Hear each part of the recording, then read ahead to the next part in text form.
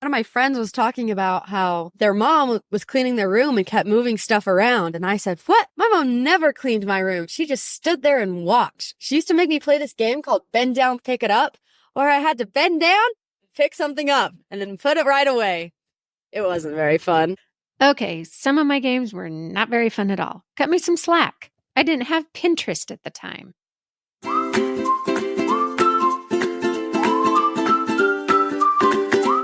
Hello, I'm your host, Erin Brown. In addition to my teaching certificate, I have a bachelor's degree in psychology and a master's in curriculum instruction. I spent the last decade as a public school teacher, and I want to give you insider tips on how to help your child do well in a system that might otherwise fail them. This is my last episode for the summer. I'm going to spend some time working on the Spanish version of this podcast, and I'll be back in September with more ideas about how to help your child get the most out of their public school education. But I wanted to end this season with one of the most important things you can teach your child before they start school. So today, I'm going to talk about listening and following directions.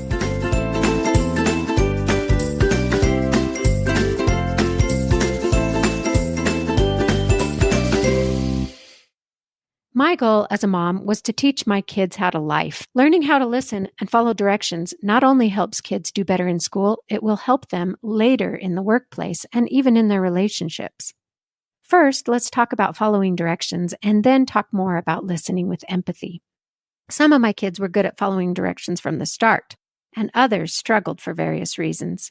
I usually focused on teaching them how to follow directions in the context of doing chores. I started them out doing chores really early, but I started really small. When they were 2 years old, they would have the job of bringing the spoons from the table to the dishwasher after meals.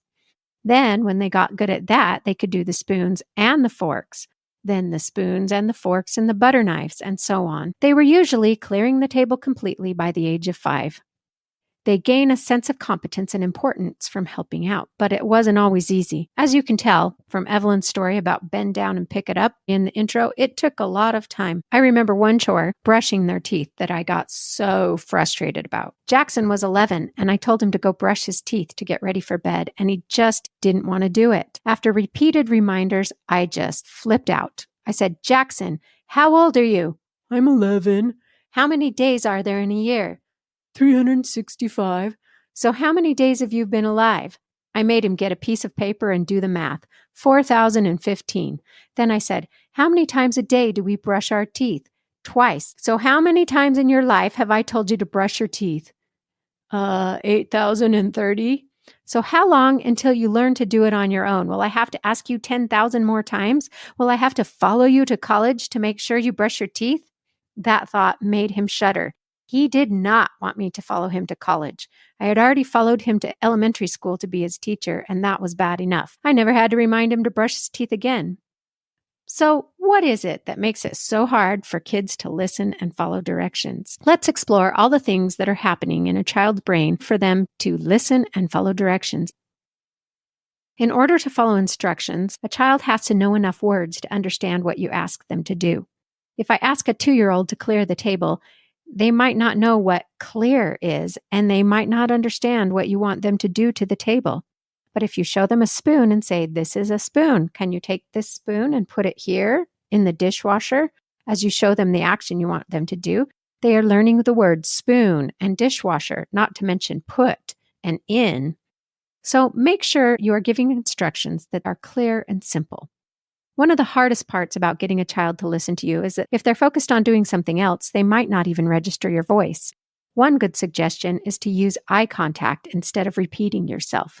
Here's a clip from my interview with Erin Coppin about that. How have you helped your children improve? So when they were little, I had to understand that they didn't have the capacity to follow multi-step directions. So I had to give them one at a time, because a lot of times we'd be cleaning and I'd be like, "Okay, go pick up this and put that away and then come back, do this and this and this." And I had to learn, "Okay, put this away, come back, put this away, come back." And still, even today, I still sometimes have to do that. Like, okay, one at a time. If I start giving them too many instructions, then they start to get overwhelmed, don't want to listen. The other thing that I had to do was actually take a step with myself and make sure I actually got their attention before I gave an instruction. So if they're in the middle of doing something and I tell them to go do something, they may not have actually paid attention and heard. And so I have to stop and get their attention, say their name, or have some sort of clue that they're actually ready to listen. As they've gotten older, the more that we did a single instruction at a time, they have learned. And now I can say, okay, go do this, and then come back. But I also still have to be cognizant of don't overwhelm them with instructions. Sometimes if you give a lot of instructions, your family learns to tune you out. So you've got to pick your battles. I saw this great meme the other day that had a Viking that said, pick your battles. Pick fewer battles than that. Put some battles back. That's still too many battles. It made me laugh because there's so much for kids to learn that sometimes it can be pretty overwhelming. So especially at first, it might be a good idea to focus on teaching them just one skill. With my son Jackson, I started by teaching him to help with the dinner cleanup. You might choose to help them learn to pick up their toys after they play with them, or to get dressed in the morning. Another thing to keep in mind is that some children might struggle with auditory processing. Even if your ears work, your brain might struggle to connect what you hear and analyze it. According to kidshealth.org, anywhere from 3 to 5% of kids struggle with central auditory processing disorder. It's another brain difference that can make it difficult for your child to listen and follow directions. With central auditory processing disorder, kids can hear perfectly fine, but their brains struggle to understand and analyze the words. Another brain difference that can make it hard for your child to listen and follow directions is ADHD. This is because of difficulty paying attention, or perhaps lack of working memory. If you remember the movie Inside Out, you might imagine the lighted balls of information that the emotion characters work with. Before they're sent down to long-term memory, they're upstairs in their workspace.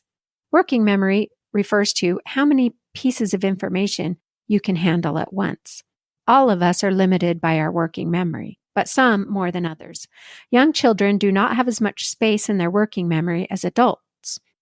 Your working memory develops over time, so you need to be patient. One way to take some of the load off their working memory is to develop routines. Erin had some really good ideas about developing routines with young children or children that are struggling to learn to follow instructions. Like the morning is something that my daughter really struggles with, getting up and getting ready and getting out the door on time. And so the more that she has a routine, this is the time you get up, this is what you do first, second, third. Like when she was little, she had pictures that were get dressed, you eat breakfast, you brush your teeth, you brush your hair, you put on your shoes and socks, you get your lunch. So she had a visual step 1, step 2, step 3. But yeah, we've had to work a lot and still is not perfect. And she misses the bus more often than she should, but we keep working on it and she is better than she has been. And there's less drama around getting out the door. These strategies will also work with children who suffer from central auditory processing disorder. I know I just made the whole thing sound complicated and difficult,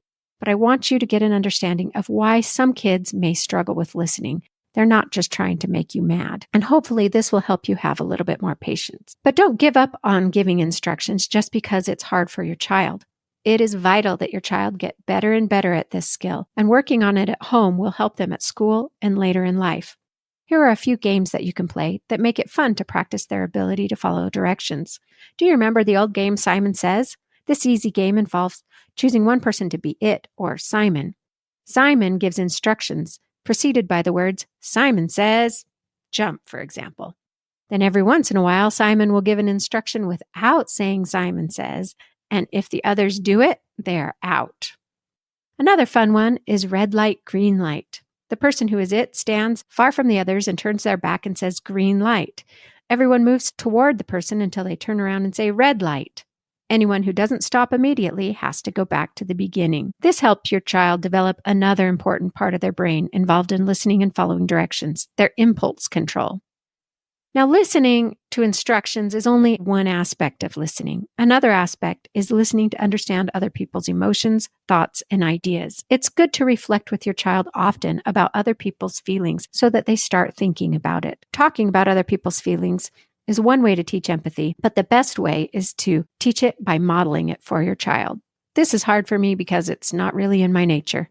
My husband is the good listener in our family, but I once read a very good book called How to Talk So Kids Will Listen and Listen So They Will Talk by Adele Faber and Elaine Maslish. It's been a while since I've read it, and it's an older book, so there might be some older traditions in it, but it has some really great ideas. One I shared with my friend Elizabeth was when Javi really wanted an iPad and she didn't want to get him one. He kept begging and it was frustrating. So I told her about giving your child their wish in fantasy.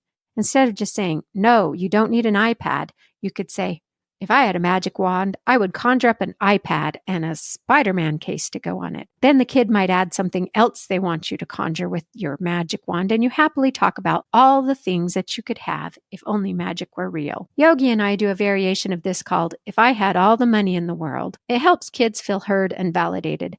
They know deep down inside that you can't give them everything they want, but somehow it feels good to know that you care about their wishes. That is just one of the great suggestions the book gives for learning to show more empathy for your child without spoiling. But the premise of the book is very true, that as you learn to listen to your child, they will become a better listener to you and to their teacher.